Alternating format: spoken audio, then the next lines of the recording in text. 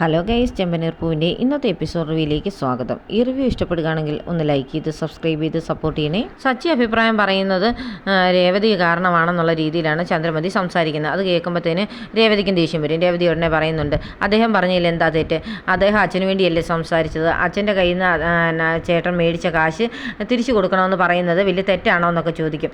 അത് കേൾക്കുമ്പോഴത്തേനും ചന്ദ്രമതിക്ക് ഒട്ടും ഇഷ്ടപ്പെടുന്നില്ല. ഉടനെ രേവതിക്ക് വേണ്ടി സച്ചിൻ സംസാരിക്കുന്നുണ്ട്.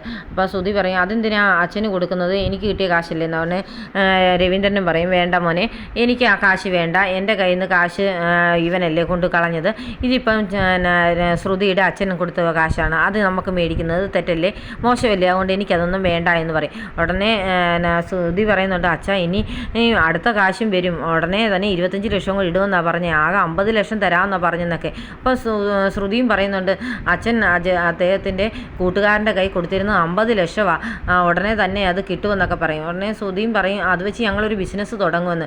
അപ്പോൾ ശ്രുതി പറയും, ശരിയാ, ഞങ്ങളൊരു ബിസിനസ് തുടങ്ങും, ഇതുവരെ ശ്രുതിയെ കളിയാക്കിയവരുടെ എല്ലാം മുഖം താഴ്ന്ന കണ്ടോണം എന്നൊക്കെ പറഞ്ഞ് സച്ചിയെയും രേവതിയാണ് ഓരോന്ന് സംസാരിക്കുന്നത്.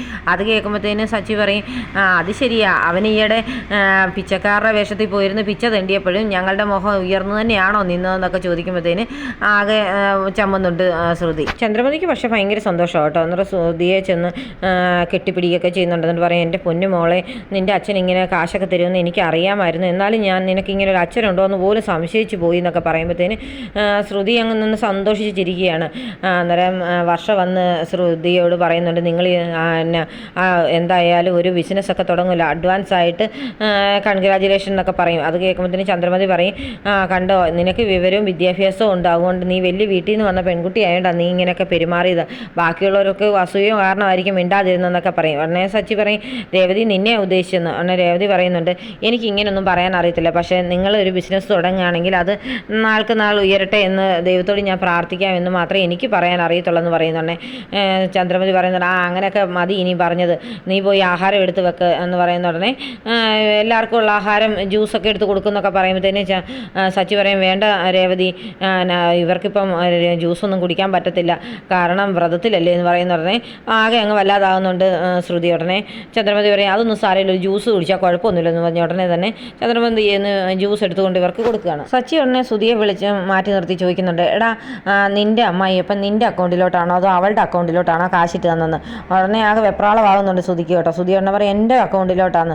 ആണോ, ശരിയാണ്, ശരിക്കും മലേഷ്യ എന്നുള്ള പൈസയാണോ എന്നൊക്കെ ചോദിക്കുന്നുണ്ട്. അന്നേരം അതെ, എൻ്റെ അമ്മായിയപ്പൻ എനിക്ക് ഇട്ട് തന്നത് തന്നെയാണ്, എനിക്ക് ബിസിനസ് തുടങ്ങാനൊക്കെ പറഞ്ഞിട്ട് നിൽക്കുന്നിട്ട് ശ്രുതി ശ്രദ്ധിക്കട്ടൊന്നും നോക്കുന്നുണ്ട് കേട്ടോ. ഇവർക്ക് രണ്ടുപേർക്കും ടെൻഷനുണ്ട്, ഇതെങ്ങാനും പൊളി പോകുന്നു. സച്ചിക്ക് പക്ഷേ ഇവരെ രണ്ടുപേരെ സംശയം, രണ്ടുപേരും ആകെ കുറുക്കന്മാരാണല്ലോ, അത് കാരണം ഈ ആകെ ടെൻഷൻ ഇടിച്ച് ഇങ്ങനെ ഓർത്തൊക്കെ നിൽക്കുമ്പോഴത്തേന് രേവതി വന്ന് ചോദിക്കുന്നുണ്ട്, എന്താ സച്ചേട്ടൻ ഓട്ടം ഉണ്ടെന്ന് പറഞ്ഞിട്ട് പോകുന്നില്ലെന്ന്.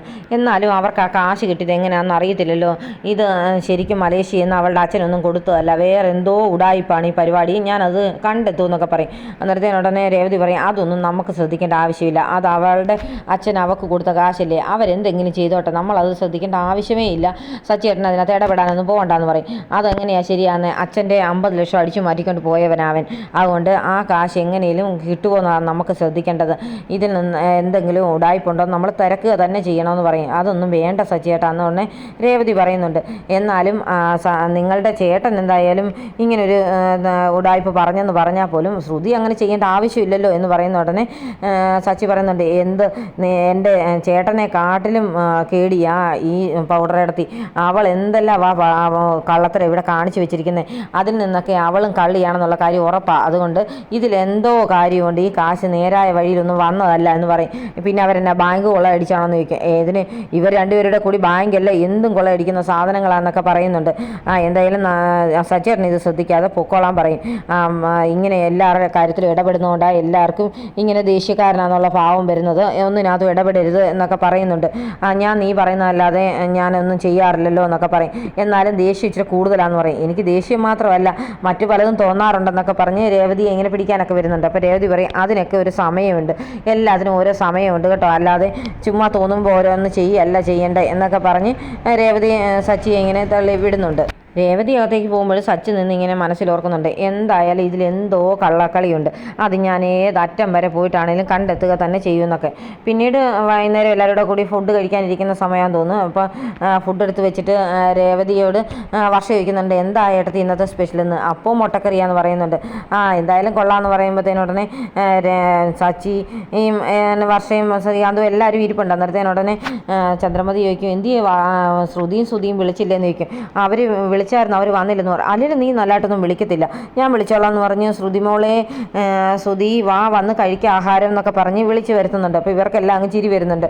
എന്നിട്ട് വിളിച്ചിരുത്തി കഴിഞ്ഞിട്ട് ശ്രുതിയെ ഭയങ്കരമായിട്ട് സന്തോഷിപ്പിച്ചാണ് ചന്ദ്രമതി ഇരിക്കുന്നത്. എന്നിട്ട് പറയും, നീ വിളമ്പി കൊടുക്കുമൊന്നും വേണ്ട ആഹാരം, ശ്രുതിക്ക് ഞാൻ വിളമ്പി കൊടുത്തോളാം എന്ന് പറഞ്ഞ് അപ്പവും മുട്ടക്കറിയൊക്കെ കൊടുക്കും. 2 പേർക്കും ശ്രുതിക്കും ഒക്കെ 2 മുട്ടയൊക്കെ വെച്ചൊക്കെയാണ് കൊടുക്കുന്നത്. അപ്പോൾ ഇതൊക്കെല്ലാം സച്ചിയും ഇവരെല്ലാവരും നോക്കുന്നുണ്ട് കേട്ടോ, ഇതെന്ത് പറ്റിയെന്നുള്ള പരുവത്തിൽ. മോൾ 2 മുട്ടയും കഴിക്ക്, ശരീരമൊക്കെ ഒന്ന് നന്നാകട്ടെ എന്നൊക്കെ പറഞ്ഞാണ് കൊടുക്കുന്നത്. അപ്പോൾ തന്നെ സച്ചി ഒന്ന് ചോദിക്കുന്നുണ്ട്, അതെന്താ അമ്മയ്ക്ക് ഇത്ര മറവിയായോ, ഇവർ വ്രതം എടുക്കുന്നവരല്ലേ, അപ്പോൾ ഇവർക്കിങ്ങനെ മുട്ടയൊക്കെ കഴിക്കാൻ പാടുണ്ടോ എന്ന് ചോദിക്കും.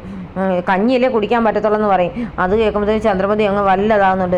ഉടനെ ശ്രുതി പറയും, അത് സാരമില്ല, മുട്ടയൊക്കെ വെജിറ്റേറിയൻ ഫുഡിനകത്ത് വരുന്നതാണ്, പിന്നെ കോഴി എന്ന് പറഞ്ഞാൽ വെജല്ലേ, അതുകൊണ്ട് ചിക്കൻ കറി കഴിക്കുമോ, അതുകൊണ്ട് മുട്ടയൊന്നും കഴിക്കാൻ പാടില്ല, നീയും കഴിക്കണ്ടെന്ന് പറഞ്ഞ ഉടനെ തന്നെ ശ്രുതിയുടെ പാത്രത്തിൽ നിന്ന് മുട്ടയും കൂടെ സച്ചി എടുത്തങ്ങ് കഴിക്കുന്നുണ്ട്. അപ്പോൾ എല്ലാവരും ഇരുന്ന് ചിരിക്കുന്നുണ്ട് കേട്ടോ. അന്നേരം ചന്ദ്രമതി ഉടനെ പറയും, ശരിയാ, നിങ്ങൾ വ്രതം മുടങ്ങി കഴിഞ്ഞാൽ പിന്നെ ആകെ പ്രശ്നമാകുമല്ലോ, അതുകൊണ്ട് നിങ്ങൾ കഴിക്കണ്ട കേട്ടോ എന്ന് പറഞ്ഞിട്ട് കഞ്ഞി എടുത്ത് കൊടുക്കുന്നുണ്ട്. രേവതി നേരത്തെ കഞ്ഞിയൊക്കെ എടുത്ത് ഫ്രണ്ടിൽ വെച്ചിട്ടുണ്ടായിരുന്നു, അതെടുത്ത് കൊടുക്കും. അന്നേരം ശ്രുതിക്ക് അങ്ങ് സങ്കടം വരുന്നുണ്ട്, ഇതെല്ലാം കൂടെ കണ്ടിട്ട് ഒന്നും കഴിക്കാനും പറ്റുന്നില്ലല്ലോ. അപ്പോൾ ശ്രീകാന്ത് പറയുന്നുണ്ട്, എന്താ സജ്ജേട്ടാ ഇത്, ശ്രുതിയേട്ടൻ ആ മുട്ട കഴിച്ചോട്ടെന്ന്. ഉടനെ ശ്രുതി പറയും, എനിക്കതൊന്നും വലിയ പ്രശ്നമൊന്നുമല്ലടാ, ഞങ്ങൾ ബിസിനസ്സുകാരങ്ങനെ മുട്ടയൊന്നും വലിയതായിട്ട് കരുതാറില്ലെന്ന് പറഞ്ഞാൽ സച്ചി ചോദിക്കുക, അതെന്താ അവർ കഴിക്കുന്നത് മുട്ട ആനമുട്ട വല്ലതും ആണെന്ന് ചോദിക്കും. നീ എന്താ വട്ടുതരവാടാ ഈ പറയുന്നത് എന്നൊക്കെ ചോദിക്കും. ഞങ്ങൾക്കങ്ങനെ അതിൻ്റെ ഒന്നും ആവശ്യമില്ലടാ, ഞങ്ങൾ ബിസിനസ്സുകാരല്ലേ, ഞങ്ങൾ വൈറ്റമിൻസ് ടാബ്ലറ്റാണ് കഴിക്കുന്നതെന്നൊക്കെ പറയുന്നുണ്ട്. അപ്പോൾ സച്ചി ചോദിക്കും, എന്താ പൗഡർ എടുത്ത് ഇപ്പോൾ രാവിലെ ഇവന് വല്ല ഗുളികയും കൊടുക്കാനുണ്ടായിരുന്നു, അത് മറന്നു പോയിട്ടാണോ ഇവൻ ഇങ്ങനത്തെ പിച്ചും പേയും പറയുന്നതൊക്കെ ചോദിക്കുന്നുണ്ട്. അപ്പോൾ ശ്രീകാന്തും വർഷയൊക്കെ ഇരുന്ന് എല്ലാം കളിയാക്കുന്നുണ്ട് ശ്രുതിയെ കേട്ടോ. അപ്പോൾ ശ്രുതി പറയും, ഞാൻ ഉടനെ തന്നെ ഒരു ബിസിനസ് തുടങ്ങുമല്ലോ, അപ്പം പിന്നെ ഞാൻ എല്ലാവരുടെയും മുമ്പിൽ കാണിച്ചു തരാം ഞങ്ങളുടെ സ്റ്റാറ്റസ് എന്താണെന്ന്, ഞങ്ങൾ എങ്ങനെയാണ് കഴിക്കുന്നതെന്നും കുടിക്കുന്നതെന്നൊക്കെ കാണിച്ചു തരാമെന്നൊക്കെ പറഞ്ഞ് വലിയ ജാടയടിക്കുക കേട്ടോ. അത് കേൾക്കുമ്പോഴത്തേന് സച്ചി ഇവനെ ഇങ്ങനെ സൂക്ഷിച്ച് നോക്കുന്നുണ്ട്. ഇതൊക്കെ കാണിച്ചുകൊണ്ടാണ് ഇന്നത്തെ എപ്പിസോഡ് അവസാനിക്കുന്നത്.